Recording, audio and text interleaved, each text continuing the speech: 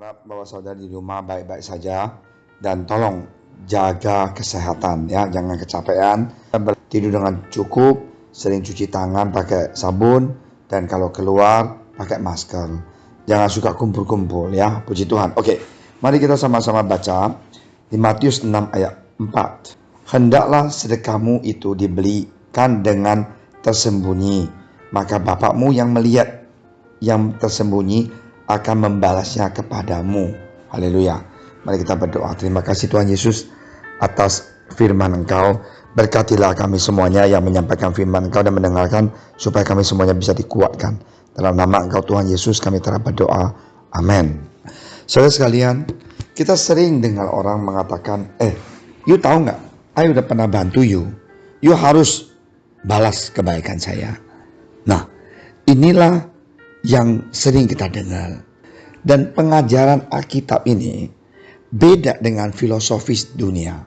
Pengajaran Yesus kadang-kadang tolak belakang dengan apa yang logik di dalam manusia. Kamu pukul saya balas, wajar. Kamu maksain saya jalan 1 mil, ada kesempatan saya balas, suruh kamu jalan 2 mil. Nah, Yesus mengajarkan, kalau orang suruh kamu jalan 1 mil, kamu jalan 2 mil. Orang pukul bibir kiri kamu kasih dia yang kanan. Kalau orang dunia mengatakan orang pukul bibir kamu pukul kembali. Inilah bedanya.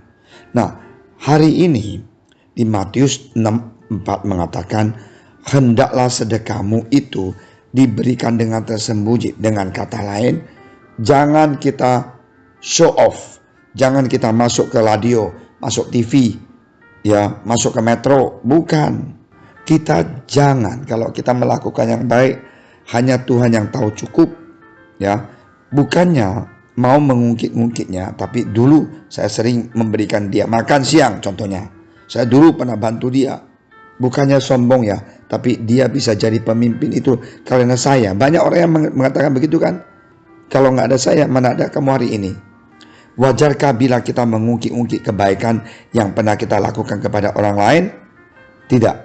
Ya, mengungkit-ungkit kebaikan mungkin bukan sebuah dosa, tapi Alkitab memberikan sedikit gambaran bahwa ini bisa menjadi berbahaya jika di dalam mengungkit kebaikan itu ada motif menuntut balas budi atas kebaikan yang pernah kita lakukan kepada orang lain. Nah, inilah kuncinya. Jangan kita mengungkit-ungkit kalau kita sudah membantu orang. Kita dengan ikhlas membantu dia. Dia lupa kita tetap haleluya. Dia ingat kita haleluya. Ya, saya pernah, ya, kita sekolahin anak itu, dan anak itu gak punya uang. Dan kita mau kasih dia tinggal di gereja. Dia bilang, saya gak mau dulu. Saya gak mau. Saya mau lihat dulu gerejanya, kamarnya seperti apa. Aduh. Waktu itu saya masih muda. Saya pengen marah gitu. Udah dibantu, suruh kamu tinggal di gereja, masih mau lihat dulu gereja punya kamar seperti apa. Akhirnya saya pulang ke rumah. Ya, istri saya adalah istri yang baik sekali dan suka katakan sabar. Ya, nah inilah bedanya ya. Jadi karena itu saya diam dan saya juga tidak menuntut apa-apa. Akhirnya dia tinggal di gereja dan of course sesudah berapa tahun dia tamat, dia juga lupa gereja. Ya nggak apa-apa. Kita membantu orang itu bukan mau mengharapkan dia membalas budi. Nah, saudara sekalian, di dalam kehidupan kita, sama bukan? Bahwa kita ada hari ini, pasti banyak orang pernah membantu kita, memberikan kita informasi, memberikan kita data yang harusnya kita tidak tahu. Hanya sesudah kita tahu datanya, kita meraih kesuksesan. Hari ini menuntut balas budi itu bermacam-macam bentuknya. Membuat orang yang kepadanya kita lakukan kebaikan agar mengingat kebaikan kita pun termasuk ke dalam kategori menuntut balas budi. Kalau kita membantu orang, mengharapkan dan mempunyai pikiran dia mau melakukan baik ataupun ingat kebaikan kita tidak ada bedanya mengharapkan pada suatu hari dia membalas budi. Jangan, saudara sekalian. Ya, saya mempunyai istri yang baik. yang tidak suka mengungkit-ungkit orang yang kita pernah bantu.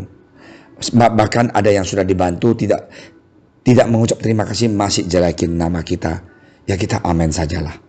Karena ini sudah paket ya. Firman Tuhan sudah mengatakan akhir zaman inilah yang terjadi. Ya manusia hanya mikir diri sendiri dan berbicara dengan yang jahat, udah wajar. Ini diceritakan bahwa Daud beserta dengan orang-orangnya telah melakukan banyak kebaikan kepada para gembala dan kawanan ternak milik Nabal. Ya, kita bisa baca di rumah kalau kamu ada waktu ya, yang terdapat di Perjanjian Lama, yaitu di 1 Samuel 25 ayat 2 ya. Dan saya tidak usah baca, saya cuma cerita aja. Jadi apa yang terjadi bahwa sesudah Daud dengan dia punya tentara melakukan banyak kebaikan kepada para gembala dan kawanan ternak milik Nabal. Lalu maka pada musim panen, Daud berpikir bahwa ia layak menerima balasan dari Nabal atas pengamanan yang telah diberikannya. Perhatikan sikap Daud ketika Nabal tidak mau membalas kebaikannya. Daud menjadi marah dan berniat membasmi seluruh laki-laki yang ada bersama Nabal. Hal yang diharapkan Daud adalah kebaikannya harus dibalas kebaikan. Nah, inilah kuncinya dosa. Kenapa Yesus mengatakan kalau kita berbuat baik kepada orang lain, memberi sesuatu kepada orang lain, jangan kita mengharapkan orang itu membalas. Inilah masalah utama ketika kita merasakan kita tidak menerima balasan yang layak atas kebaikan yang kita lakukan. Kita menjadi kesal dan marah yang cenderung berujung pada dosa. Kita akan minta ditahu, nggak bisa tidur saya. Kenapa ya? Saya begitu baik terhadap dia. Kenapa ya? Dia lupa. Kenapa ya? Waktu dia tidak ada kerjaan, saya bantu dia cari kerjaan. Sekarang dia jadi direktur, saya dilupakan. Aduh ampun. Jangan kita mengharapkan kalau membalas orang itu mengharapkan dia itu membalas kebaikan kita. Nggak usah. Kita lakukan ini karena kita anak Tuhan. Kita lakukan ini karena kita cinta Tuhan. Kita lakukan ini karena kita taati perintah Tuhan. Itu yang luar biasa. Ya, bukan kita harus mau mengharapkan dia ingat kebaikan kita. Nggak usah. Ya, jadi saudara sekalian, marilah kita ingat.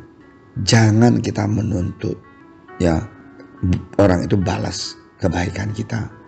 Yesus telah memberikan kita kesempatan untuk membantu orang lain. Lakukan sajalah. Ya, kita punya upah itu Yesus yang kasih. Lagi pula kebaikan yang diungkit-ungkit bukanlah suatu kebaikan, bukan? Jika kita tidak siap melakukan kebaikan, lebih baik jangan melakukannya sama sekali daripada kebaikan itu berujung pada dosa. Yang mendingan Daud nggak usah bantu gembala itu dinasa daripada bantu dan mengharapkan dia balas, akhirnya nggak dibalas, membunuh dia. Ngapain? Mulai saat ini saudara sekalian, mari kita lakukan kebaikan sebanyak-banyak dan segala melupakannya. Nggak usah ingat haleluya, udah haleluya, kita halelupa aja ya. Lupakan apa yang kita lakukan ya. Nah, marilah kita berdoa minta Tuhan tolong kita ya, biar kita menjadi seorang anak terang. Nggak usah kita ungkit-ungkit, saya udah bantu dia berapa duit, saya udah kasih dia gini-gini, nggak usah ya. Oke, kita sama-sama berdoa. Terima kasih Tuhan Yesus untuk hikmat hari ini. Tuhan, kami mau memperbaiki diri kami dan tidak akan lagi mengungkit-ungkit kebaikan kita yang pernah kita lakukan terhadap orang lain. Karena Engkau Tuhan justru juga telah melakukan luar biasa baik terhadap kita. Terima kasih Tuhan untuk kesempatan yang Tuhan berikan untuk kita dapat berbuat kebaikan kembali ke manusia. Terima kasih Tuhan, dalam nama Engkau Tuhan Yesus kami telah berdoa, dan sekali lagi kami berdoa untuk bangsa dan negara Indonesia. Tolonglah bangsa ini Tuhan supaya cepat-cepat melewati COVID-19 ini. Sempat membuatku terpesona, apa yang tak pernah kupikirkan